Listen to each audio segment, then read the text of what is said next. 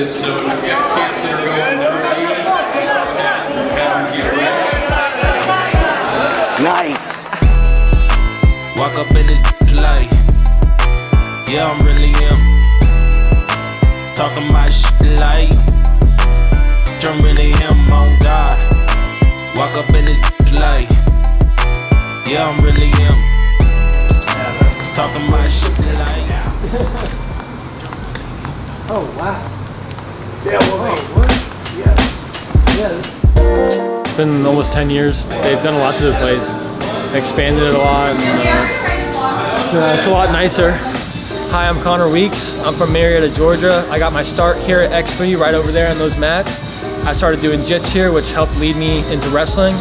I'm now on scholarship at Belmont Abbey College, wrestling for them, and I'm a 2022 NCAA qualifier, and I'm ranked in the top 8 in the country.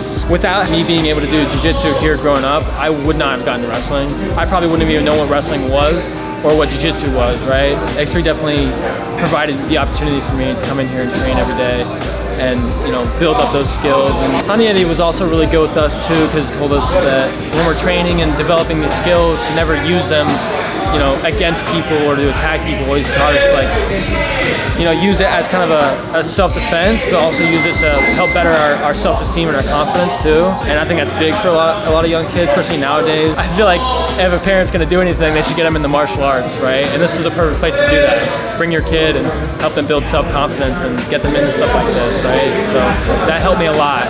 Coming here as a kid, I built up a lot of self-confidence and self-esteem.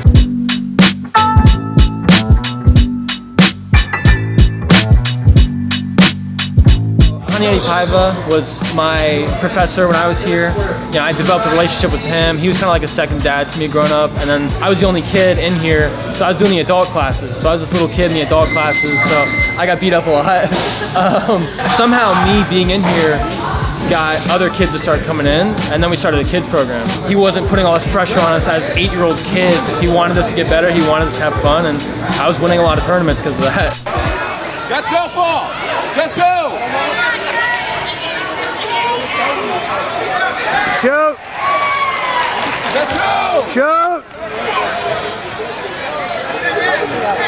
Yeah! Yeah! That's it! When I was a young kid, I put my identity into that. You know, I kind of based my self-value and self-worth on how good I was and if I was winning or losing. And I was doing a lot of winning when I started doing jits.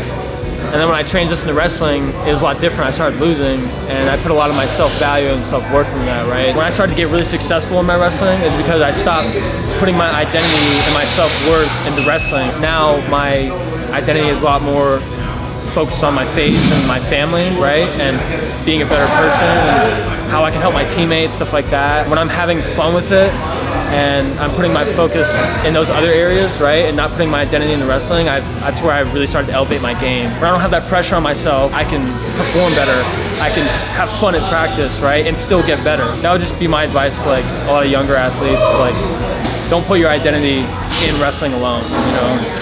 Talking to my mirror like I love you so much. Curving on my critics like I heard you, so what? You can't kill my confidence, I think I'm the man. Tally all the fucks I ever gave on my head. Lately I've been living like I can't take a loss.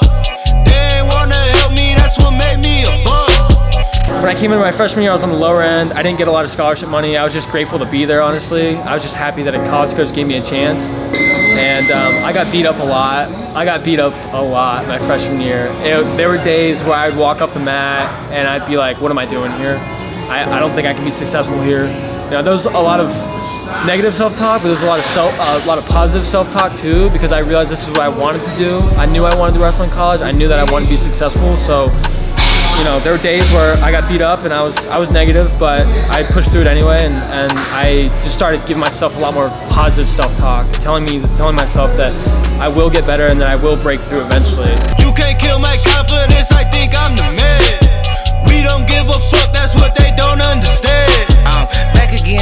new season, I broke records while loose leaf, and I'm coming now on my roof.